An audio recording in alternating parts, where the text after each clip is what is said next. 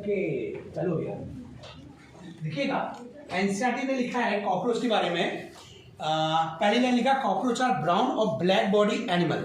Okay ना, जो brown और ब्लैक है ये इंडियन कॉकरोच का लिखा है। इसी पैराग्राफ में थर्ड लाइन में जाइए देखिएगा, सॉरी सेकंड लाइन में वहां पे लिखा है yellow red and green colour, ये ट्रॉपिकल रीजन कॉकरोच है। थर्ड लाइन में लिखा है ना कॉकरोच ट्रॉपिकल रीजन लिखा ना, ध्यान से देखिएगा। जो तीसरी लाइन में लिखा ट्रॉपिकल रीजन कॉकरोच, तीसरी लाइन में ओके ना, उसका कलर है येलो, दिख रहा ना, रेड ग्रीन। जो इंडियन कॉकरोच है वो पहली लाइन में लिखा है ब्राउन एंड ब्लैक। ध्यान रखिएगा कॉकरोच का जूलॉजिकल नाम क्या है बेटा? अमेरिकाना, यही है ना। लिखिएगा गिवन बाय, ये शब्द किसने दिया? Vermi star. ये इंपॉर्टेंट है, ये आपको एम्स वाला क्वेश्चन मिलेगा और पुराना है। ये पेरिप्लेनेटा अमेरिकाना जो शब्द है ये दिया था वर्मी स्टार नाम का एक वैज्ञानिक था। ओके ना, इसका साइज दे रखा है, इंपॉर्टेंट शब्द है इसका साइज। साइज कितना दिया एनसीईआरटी ने? हाँ 3 इंच। क्या लिखा है बेटा? 3 इंचेस। ये आप ब्रैकेट में लिख दिया, कितना एमएम में सीएम में दिया, यहाँ पे दिया सीएम में 0.6 7.6 सीएम, यही लिखा ना। इसको याद करेंगे, याद हो जाएगा बाबू। ये इसका साइज हो गया। तीसरा चीज बताया एनसीईआरटी ने कि ये नॉकटर्नल होते हैं। नॉकटर्नल मतलब हाँ जो नाइट में घूमते हैं, हिंदी में कहते हैं रात्रिचर। नॉकटर्नल मतलब जो नाइट में रहते हैं। एक और क्वालिटी बताई, ये ओमनिवोरस है। ओमनिवोरस मतलब जो हाँ वेजिटेरियन और नॉन वेजिटेरियन दोनों टाइप के होते हैं। इसे आप ही याद रख लेंगे, हो जाएगा बाबू। ओके, इसमें आगे भी लिख रखा है एनसीईआरटी का अगला लिखिएगा, लिखा है कि इनका कोई इकोनॉमिक इंपॉर्टेंस नहीं है, सिर्फ ये क्या करते हैं, बीमारी को फैलाते हैं। लिखा है पेस्ट रेसिस्टेंट, लिखा है ना, sorry serious paste and vector of several disease, लिखा है ना। और ब्रैकेट में लिख दीजिए वहीं पर बुक में बैक्टीरियल डिसीज। ये कौन सी बीमारी फैलाते हैं? सिर्फ बैक्टीरिया से होने वाली बीमारी की ही ये एक प्रकार की वेक्टर है, बरोबर। चलिए अब स्टार्ट करेंगे हम लोग कॉकरोच का मॉर्फोलॉजी। अच्छा टॉपिक है मॉर्फोलॉजी, देखिएगा।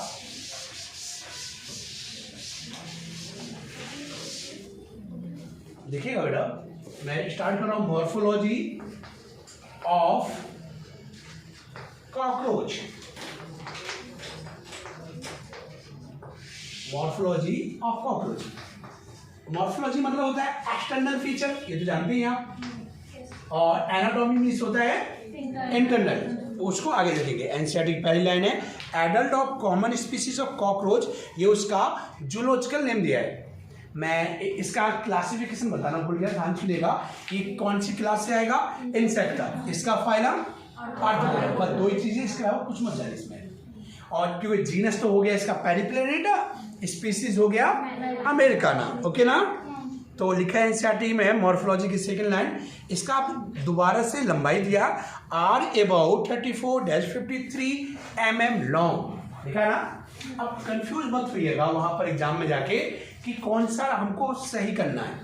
इंडियन कॉकरोच का जो मिलीमीटर में दिया है, और जो ऊपर लिखा था वो टिपिकल कॉकरोच की थी। ध्यान सुनिएगा, जो आप ऊपर वाले पैराग्राफ में पढ़ के आए ना कि 3 इंच या 0.6-7.6 सेंटीमीटर, लिखा ना। जो इंच में और सेंटीमीटर में है, ये टिपिकल रीजन में पाए जाने वाले कॉकरोच की लंबाई चौड़ाई है। ओके ना। और जो इंडियन कॉकरोच है उसका लेंथ है 34 से 53 मिलीमीटर, याद रहेगा ना। तो आप तीनों याद करेंगे। इसका जो साइज है इंपॉर्टेंट, इसे आपको याद करना पड़ेगा 34-50 मिलीमीटर। यूनिट ध्यान रखिएगा, कंफ्यूज हो जाते बच्चे। 53 मिलीमीटर। आगे लिखा है देखिएगा विंग्स, ध्यान रखिएगा सेकंड लाइन को मॉर्फोलॉजी के एनसीईआरटी अपने पास रखिएगा। Wings that extend beyond the tip of the abdomen in male. ये लाइन दिख रही ना, यानी देखिए समझिए इस लाइन का मतलब क्या है। जैसे ये कॉकरोच का एब्डोमेन वाला भाग है, ध्यान देख बालक, इसके जो विंग्स हैं वो इतने बड़े होते हैं कि पीछे वाले भाग को ढक लेते हैं, मतलब इसके एब्डोमेन को ढके रहते हैं। इसके विंग्स इतने बड़े रहेंगे कि इसके एब्डोमेन को कवर कर लेते हैं। किसमें? मेल में। ध्यान से सुनिएगा, मेल में एब्डोमेन थोड़ा छोटा होता है और फीमेल में एब्डोमेन थोड़ा बड़ा होता है, इसलिए इसके पंख छोटे रह जाते हैं। बात में आ रही है मेरी को? मैं क्या बता रहा हूँ, ये फीमेल है, ये मेल है। मेल में एब्डोमेन छोटा है, पंख बड़े हैं। इसे सेक्सुअल डाइमॉर्फिज्म में काउंट करिएगा। किसमें काउंट करेंगे?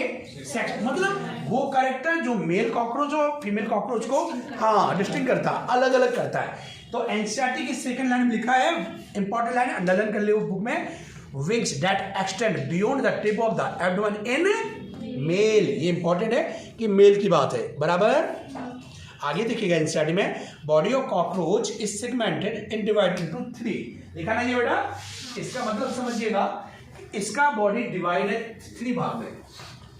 बॉडी कैसी है इसकी? सेगमेंटेड, ओके ना? और डिवाइड 3 पार्ट, हेड, थोरैक्स और एब्डोमेन।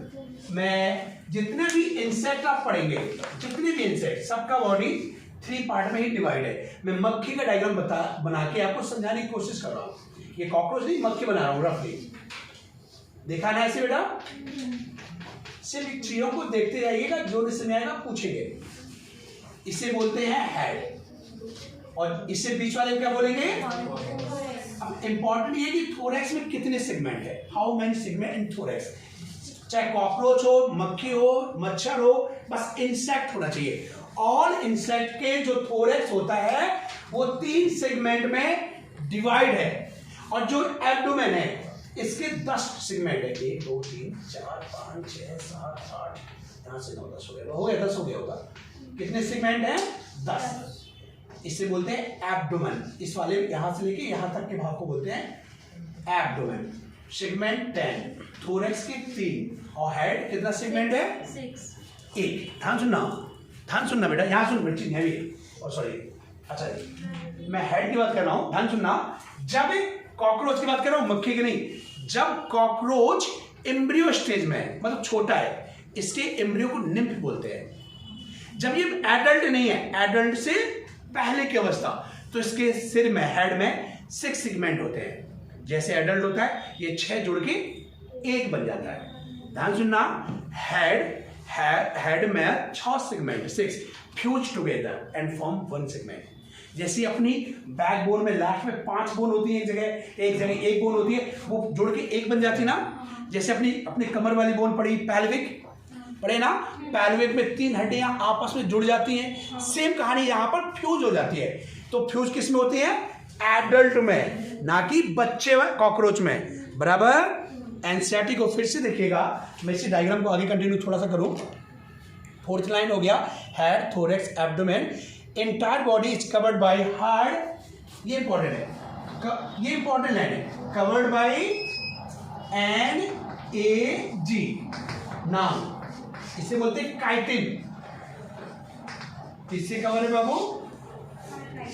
काइटिनियस एक्सोस्केलेटन, एंडो नहीं, इंपॉर्टेंट। काइटिन का कैसे स्केलेटन? एक्सोस्केलेटन, ना कि endo. Important, very most. Chitin का एक्सोस्केलेटन है, याद रहेगा बेटा? ओके, यहां देखिए बेटा, लुक हियर, अगेन एक बार देखिए, ये क्या है बेटा? एक सेगमेंट है, एक सेगमेंट है ना बाबू? 1 सेगमेंट, 2 सेगमेंट, 3 सेगमेंट, 10 सेगमेंट है। कितना सेगमेंट है बाबू? 10। देखिए मैं सेगमेंट को दोबारा से दिखाऊंगा आपको, देखेंगे एक बार आप। मैं आपको सेगमेंट दिखाने की कोशिश कर रहा हूं। ये मैंने 1 सेगमेंट बना दिया, ओके ना? ये मैंने 2 सेगमेंट बना दिए, ये 10 बनाऊंगा, मान लो 10 हो गए। चाहे थोरैक्स के मान लो, एब्डोमेन का मान लो, कोई भी सेगमेंट है। एक सेगमेंट को क्या बोलते हैं? स्केलेराइट। एनसीईआरटी में लिखा है, ये सेगमेंट ओनली सेगमेंट है, मतलब केवल एक। इसे दूसरी भाषा में क्या लिखा है एनसीईआरटी ने? लिखा ना बाबू? और एस लग गया मतलब 1 से ज्यादा, एस लग गया मतलब 1 से ज्यादा। तो अभी एस हटा दिया मैंने, बरोबर ना? यहां देख बालक, सेगमेंट का जो ये ऊपरी हिस्सा है, इसे बोलते हैं, ऊपरी हिस्से को बोलते हैं डॉर्सल। ये मेरा फीट है, इसको क्या बोलते हैं बेटा? और नीचे वाले को वेंट्रल। तो अच्छा ये बताइए, वेंट्रल में एक सामने आपके पास एक हड्डी है स्टर्नम, तो इसके वेंट्रल को बोलते हैं स्टर्नाइड्स। कैसे याद रखेंगे? वेंट्रल से स्टर्नम है, स्टर्नम को बना स्टर्नाइड, ऐसे याद करेंगे, बराबर ना। तो एनसीईआरटी ने इस वाले पार्ट को, नीचे वाले को वेंट्रल को लिखा है स्टर्नाइड, लिखा ना, और ऊपर वाले को समझिएगा। टर्जाइट में अंतर क्या? टर्जाइट इज अ बहुवचन यानी कि प्लूरल, और अगर इसका सिंगुलर शब्द लिखोगे तो टर्गा।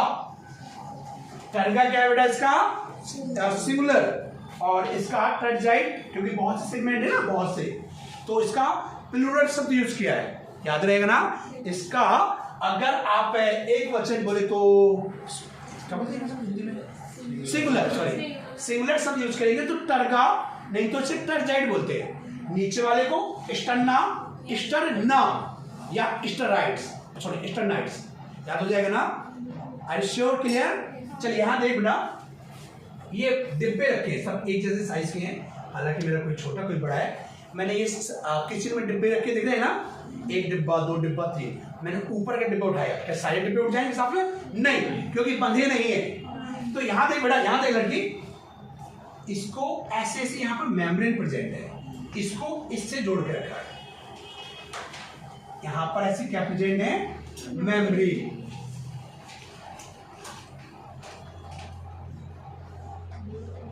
तो अगर ये मेम्ब्रेन है तो इसने इस सेगमेंट को इससे बांध के रखा है। इसका नाम 2018 में नीट में आया था, मॉर्फोलॉजी का पैराग्राफ की आखिरी लाइन। इसका नाम है आर्थ्रोडियल मेम्ब्रेन। क्वेश्चन ये था 2018 पीवाईक्यू में, देखिएगा, ईच सेगमेंट आर कनेक्टेड या joint by which membrane? Answer था आर्थ्रोडियल मेम्ब्रेन। एनसीईआरटी या मॉर्फोलॉजी चालू है, आखिरी लाइन देखिएगा अपनी एनसीईआरटी में, यही लिखा है, दिख रहा है बेटा? Are you sure? मिल जाएगा? क्लियर? चलिए अब हम लोग, हाजी कुछ और कुछ कहना चाह रहा है? मिल जाएगा ना।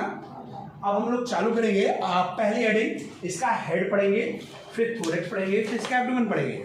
इसका मतलब इस 3 हेडिंग के बाद मॉर्फो कंप्लीट हो जाएगा। क्लियर बेटा?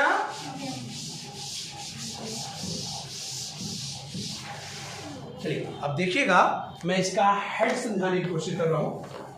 आपने अभी बक्के वाला डायग्राम बनाया था, हेड में क्या क्या चीज इंक्लूडेड है?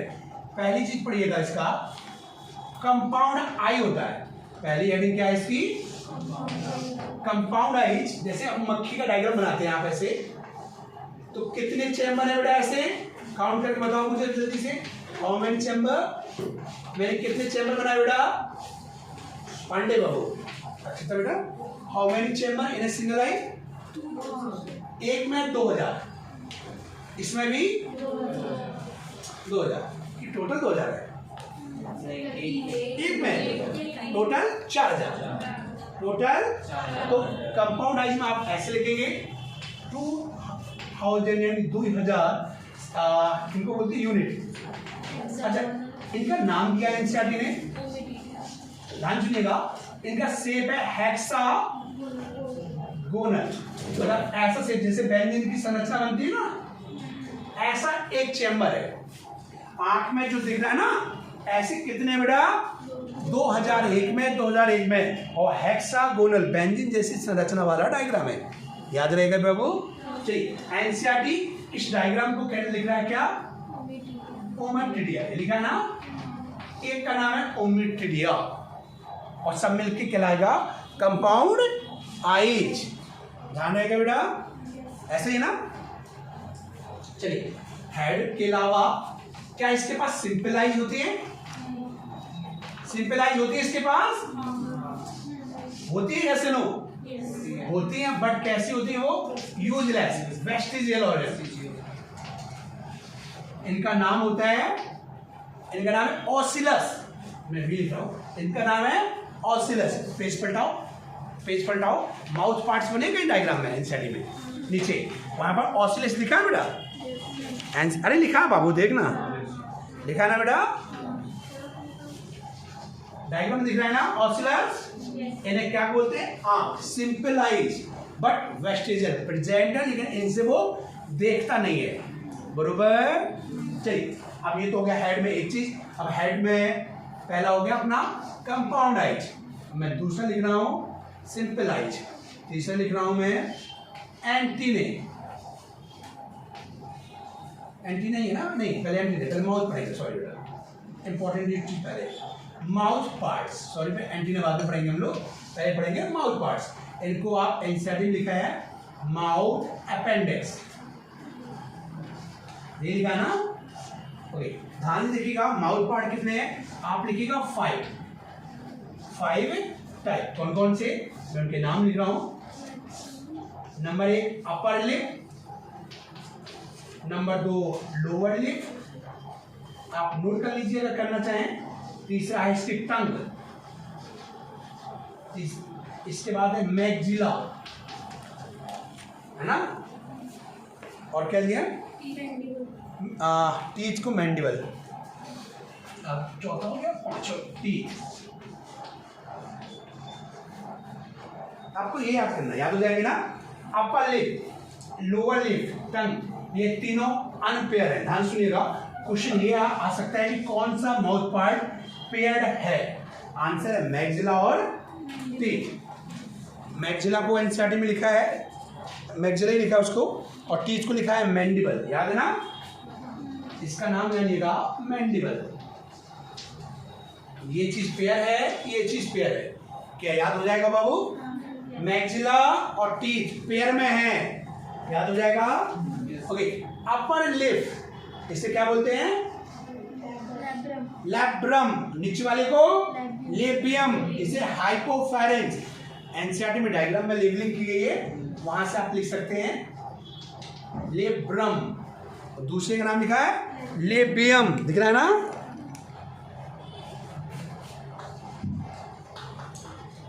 और टंग का नाम क्या लिखा है, एनसीईआरटी देखो, बन जाएगा बाबू। ये तो हो गया इसका हेड। हेड में एक हेडिंग रहेगी जिसका नाम है एंटीने।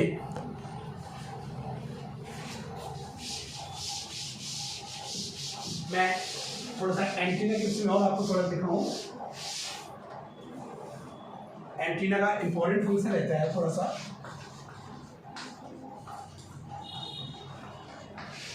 पहले एंटीना का डायग्राम देखिएगा, ऐसे है बेटा, और पूरे में ऐसे सेगमेंट प्रेजेंट है, ओके ना। तो आप इसमें पहला पॉइंट लिखेंगे कि ये पेयर में है, दूसरा लिखेंगे आप सेगमेंटेड है कि नहीं। तीसरा पॉइंट लिखेंगे रिसीव सिग्नल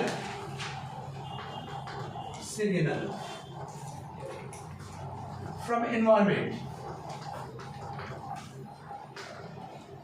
मतलब जान लीजिए antenna act as sensory organ. कैसा काम करेगा, सेंसरी ऑर्गन। ऐसे इसमें मूंछों जैसी रहती है, ऐसे हिलाता है ये भागने से पहले, ये मैसेज रिसीव करता किस डायरेक्शन में इसे भागना है, इसे क्या करना है, ये इसका ही मतलब एक सेंसरी ऑर्गन है, ठीक है ना बाबू। चलिए, यानी कि आंसर लिखा कि receptor that help monitoring the environment, बरोबर। ये तो हो गया अपना जितना भी आपने पढ़ा, ये माउथ पार्ट्स कंप्लीट हो गया। और ये हो गया एंटीना, मतलब हेड में जितनी हेडिंग थी वो सब मैंने कंप्लीट कर दी। क्लियर बेटा। अब मैं, ये हो गया बेटा सबका नोट हो गया। अब मैं इसके बाद स्टार्ट कर रहा हूँ इसका थोरैक्स। हमको इसमें सिर्फ 3 हेडिंग पढ़नी थी, एक का नाम था हेड, एक का नाम था थोरैक्स, तीसरे का नाम था एब्डोमेन। तो अभी हम लोग सेकेंड नंबर की हेडिंग पढ़ रहे बेटा, जिसका नाम है THOREX। अच्छा ये चलो थोरैक्स, याद हो जाएगा ना। ये मैंने डायग्राम बना दिया थोरैक्स का। थोरैक्स में कितने चैम्बर कर दिए मैंने, 3। पहले का नाम याद रखिए प्रोटो या प्रोथोरैक्स, थोरैक्स हुआ है, मीजोथोरैक्स, और लास्ट वाले का नाम मेटाथोरैक्स। गौर से देखिएगा, जो इसके पैर है ये प्रत्येक सेगमेंट से निकले, एक एक जोड़े। जो इसके पैर है मतलब लेग है इसका LEG, ये प्रत्येक सेगमेंट से निकले। तो मैं हेडिंग डाल रहा हूं इसकी पहली LEG, किसकी, थोरैक्स में। ये पहली हेडिंग है लेग, आप लिखेंगे 3 पेयर सेगमेंटेड। कैसा बेटा? अब 3 पेयर मतलब each segment 1 pair, each segment ONE 1 PAIR। इसमें भी एक हमें इस तरफ नहीं दिखाया, उसी तरफ पर बनाया, इस तरफ भी ऐसे यहां भी बनना है। समझ गए मेरी बात? तो इसके पास जो पैर है वो टोटल 6 है। अगर डायग्राम देखेंगे आप इसके पैर का,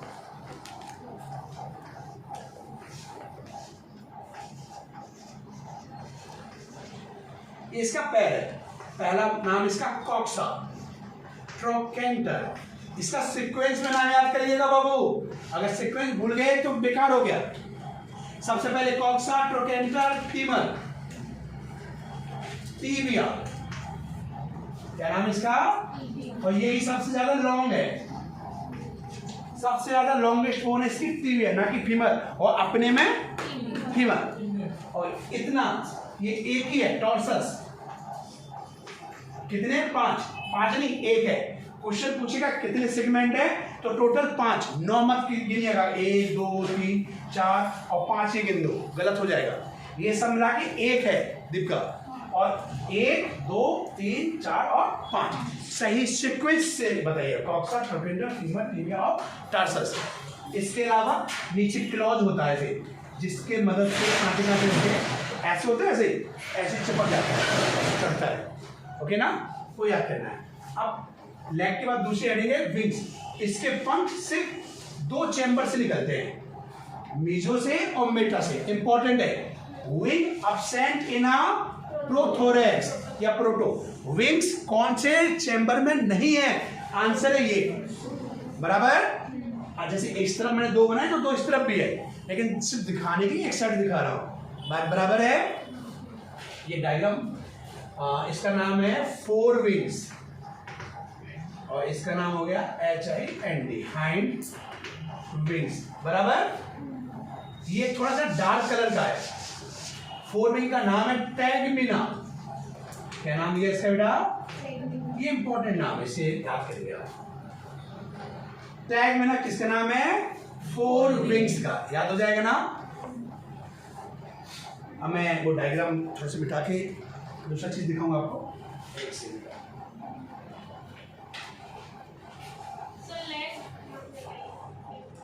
सिलेबस नहीं हो पाएगा अगर नहीं खींचोगे स्पीड से। 15 मिनट बचा है, फिर एब्डोमेन में बताना है। 2 मिनट ऐसे रोकेंगे तो मुझे क्या आपके